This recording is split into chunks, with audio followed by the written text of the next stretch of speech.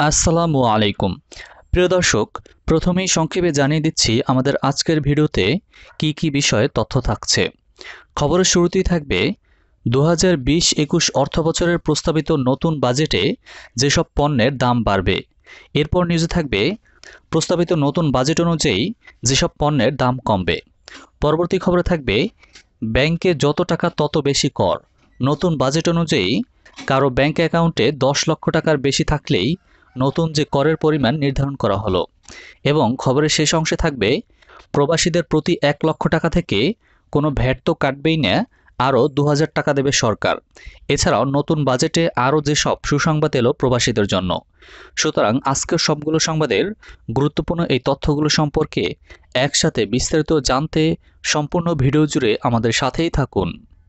2020-21 অর্থবছরের প্রস্তাবিত বাজেট মন্ত্রিসভা অনুমোদন দিয়েছে। বৃহস্পতিবার জাতীয় সংসদ ভবনে প্রধানমন্ত্রী শেখ হাসিনা সভাপতিত্বে মন্ত্রিসভার বিশেষ বৈঠকে নতুন অর্থবছরের প্রস্তাবিত বাজেট অনুমোদন দেয়। মন্ত্রিসভার বৈঠকে অনুমোদনের পর বৃহস্পতিবার বিকাল 3টায় জাতীয় সংসদের অর্থমন্ত্রী আ.হ.ম মুস্তফা কামাল 2020-21 অর্থবছরের প্রস্তাবিত বাজেট উপস্থাপন করেন। এটি দেশের 49তম ও বর্তমান সরকারের তৃতীয় মেয়াদের দ্বিতীয় বাজেট। আর অর্থমন্ত্রী হিসেবে আ.হ.ম মুস্তফা কামালেরও এটি দ্বিতীয় বাজেট। প্রস্তাবিত বাজেটে কিছু পণ্যের শুল্ক বাড়ানোর প্রস্তাব করায় কিছু পণ্যের দাম বাড়তে পারে।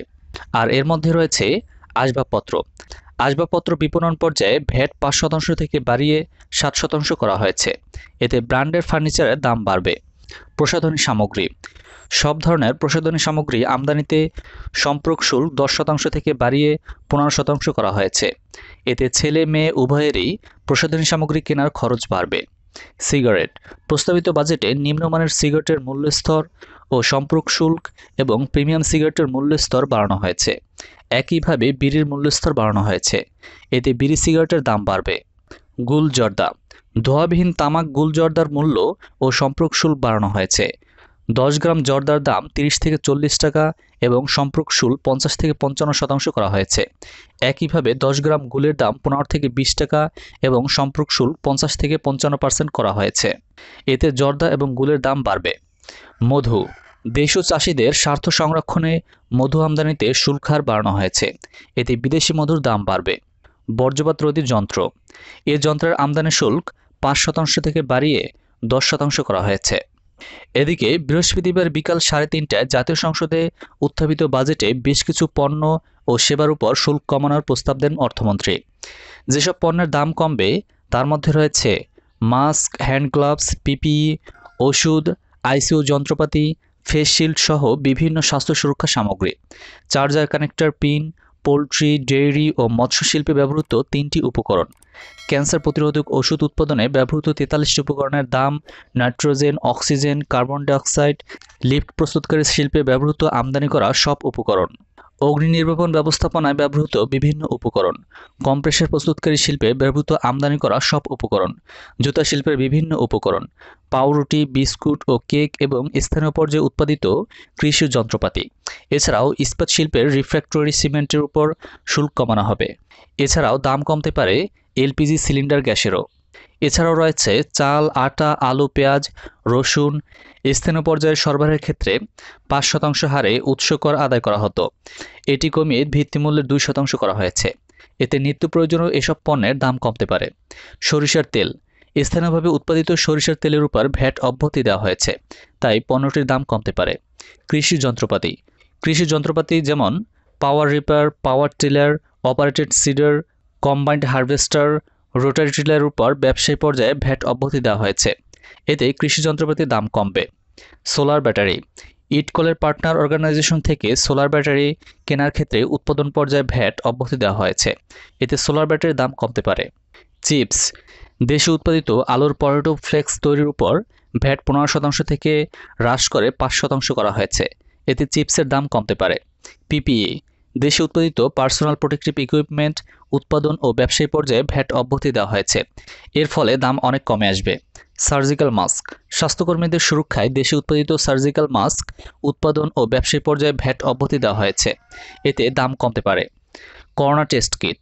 করোনা ভাইরাস শনাক্তকরণ ও প্রতিরোধের লক্ষ্যে কোভিড-19 টেস্ট কিটের আমদানি, উৎপাদন ও ব্যবসায়ী পর্যায়ে ভ্যাট অব্যাহতি দেওয়া হয়েছে।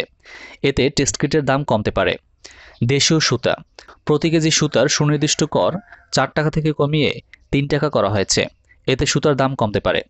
রড, রড তৈরির মূল উপাদান স্ক্র্যাপ সরবরাহের উপর 5% উৎসে কর ছিল, এটি কমিয়ে ভিত্তিমূল্যের 10.5 নির্ধারণ করা হয়েছে, এতে দাম কমতে পারে। চিনি, চিনির আমদানি পর্যায়ে 5% অগ্রিম আয়কর ছিল, এটি কমিয়ে 2% করা হয়েছে, এতে বাজারে চিনির দাম কমতে পারে। একইভাবে রসুন আমদানিতেও অগ্রিম কর কমানোয় এই নিত্যপণ্যটির দাম কমতে পারে। ব্রয়লার মুরগি, পোলট্রি শিল্পের বিকাশে অগ্রিম আয়কর 5% থেকে কমিয়ে 2% করা হয়েছে, এতে ব্রয়লার মুরগির দাম কমতে পারে।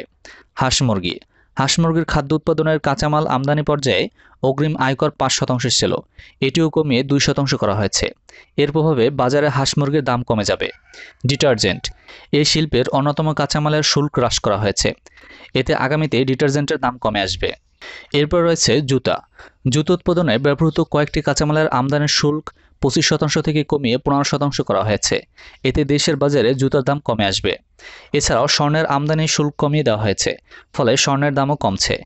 একই কারণে দাম কমছে তুলা বীজ, পাম নাটস, রেফ্রিজারেটর শিল্পের স্টিল প্লেটের, এছাড়াও লাইটিং অ্যাডাস্টারেরও দাম কমতে পারে, কারণ এই পণ্যটি আমদানির উপরও শুল্ক অর্ধেকে নামিয়ে আনার প্রস্তাব করেছেন অর্থমন্ত্রী। এদিকে আগামীতে ব্যাংক অ্যাকাউন্টে যত বেশি টাকা থাকবে তত বেশি আবগারি শুল্ক দিতে হবে। অ্যাকাউন্টে বছরের যে কোনো সময়ে 10 লাখ থেকে 1 কোটি টাকা থাকলে 3,000 টাকা আবগারি শুল্ক হিসেবে কেটে নেওয়া হবে, কিন্তু এতদিন নেওয়া হতো মাত্র 2,500 টাকা। একইভাবে 1 কোটি থেকে 5 কোটি টাকা থাকলে 12,000 টাকার পরিবর্তে 15,000 টাকা কেটে নেওয়া হবে, আর 5 কোটির বেশি টাকা থাকলে 40,000 টাকা আবগারি শুল্ক আদায় করা হয়েছে, যা এতদিন 25,000 টাকা ছিল। তবে 10 লাখ টাকা পর্যন্ত ব্যাংক হিসাবের আবগারি শুল্ক আগের মতোই রাখা হয়েছে। প্রসঙ্গত, করোনা ভাইরাস মহামারীর ভয়াবহ পরিস্থিতিতে এবারের অর্থনীতি উদ্ধারের প্রত্যাশায় আগামী অর্থবছরের জন্য 5,68,000 কোটি টাকার বাজেট প্রস্তাব করেছেন অর্থমন্ত্রী আহমদ মুস্তফা কামাল। বৃহস্পতিবার বিকাল 3:15টার দিকে এই বাজেট ঘোষণা করা হয়। এটি দেশের 49তম এবং অর্থমন্ত্রী হিসেবে মুস্তফা কামালের দ্বিতীয় বাজেট উপস্থাপন। এদিকে প্রবাসীরা লাখ টাকা পাঠালেই সরকারের পক্ষ থেকে পাবেন আরও 2,000 টাকা। 2020-21 অর্থবছরে প্রবাসীদের আয়ের বিপরীতে প্রণোদনা হিসেবে 60 কোটি টাকা বরাদ্দ রাখা হয়েছে। গত অর্থবছর থেকে প্রবাসীরা বছরে যে পরিমাণ রেমিটেন্স পাঠান তার উপর 2% হারে প্রণোদনা দেওয়া হচ্ছে। আগামীতেও এই সুবিধা চলমান থাকবে। বৃহস্পতিবার জাতীয় সংসদ ভবনে 2020-21 অর্থবছরের বাজেট বক্তৃতায় এই ঘোষণা দেন অর্থমন্ত্রী আহমদ মুস্তফা কামাল। বর্তমানে রফতানিযোগ্য বিভিন্ন পণ্যে একাধিক হারে প্রণোদনা দেওয়া হয়। এর বাইরে দ্বিতীয়বারের মতো সেবা খাত হিসেবে প্রবাসী আয়ে একই সুবিধা দেওয়া হবে। যারা বৈধ পথে তথা ব্যাংকিং চ্যানেলে রেমিটেন্স পাঠাবেন শুধু তারাই এই প্রণোদনা পাবেন। ব্যাংকিং চ্যানেলে রেমিটেন্স পাঠানোকে উৎসাহিত করতে প্রবাসীদের এই সুবিধা দেওয়া হবে। সরকার আশা করছে বিদেশে কর্মরত বাংলাদেশি অর্থাৎ প্রবাসীদের জন্য এই সুবিধা কার্যকর হলে দেশে বৈধ পথে রেমিটেন্সের পরিমাণ আরও বাড়বে। বৈদেশিক মুদ্রা সংগ্রহে ব্যাংকগুলোর তৎপরতা বৃদ্ধি, ব্যাংকিং চ্যানেলের সঙ্গে অবৈধ চ্যানেলে ডলারের দরে খুব একটা পার্থক্য না থাকা এবং হুন্ডি প্রতিরোধে কেন্দ্রীয় ব্যাংকের বিভিন্ন পদক্ষেপ সহ নানা কারণে রেমিটেন্স বেড়েছে বলে সংশ্লিষ্টদের ধারণা। 2020-21 অর্থবছরের 5,68,000 কোটি টাকার বাজেট পেশ করেছেন অর্থমন্ত্রী আহমদ মুস্তফা কামাল। 5,68,000 কোটি টাকার বাজেট জিডিপির 19.9%। নতুন অর্থবছরের প্রস্তাবিত বাজেটে জিডিপির আকার ধরা হয়েছে 31,71,800 কোটি টাকা। 5,68,000 কোটি টাকার বাজেটে বার্ষিক উন্নয়ন কর্মসূচির ব্যয় ধরা হয়েছে 2,05,145 কোটি টাকা। এদিকে মুক্তিযুদ্ধ বিষয়ক মন্ত্রী আকমা মোজাম্মেল হক এবং তার স্ত্রী লায়লা আরজুমান বানু করোনাভাইরাসে আক্রান্ত হয়েছেন। এছাড়াও মন্ত্রীর একান্ত সচিব হাবিবুর রহমানও করোনা আক্রান্ত হয়েছেন। করোনা উপসর্গ নিয়ে বৃহস্পতিবার তাদের টেস্ট করা হলে শুক্রবার তাদের দেহে কোভিড-19 পজিটিভ ফলাফল পাওয়া যায়। মুক্তিযুদ্ধ বিষয়ক মন্ত্রণালয়ের সংবাদ বিজ্ঞপ্তিতে এ তথ্য জানানো হয়েছে। মন্ত্রী, মন্ত্রীর স্ত্রী এবং একান্ত সচিব চিকিৎসকের পরামর্শ অনুযায়ী বাসায় চিকিৎসা নিচ্ছেন। মন্ত্রী নিজের এবং আক্রান্তদের দ্রুত আরোগ্য লাভের জন্য দেশবাসীর কাছে দোয়া চেয়েছেন বলে বিজ্ঞপ্তিতে জানানো হয়েছে।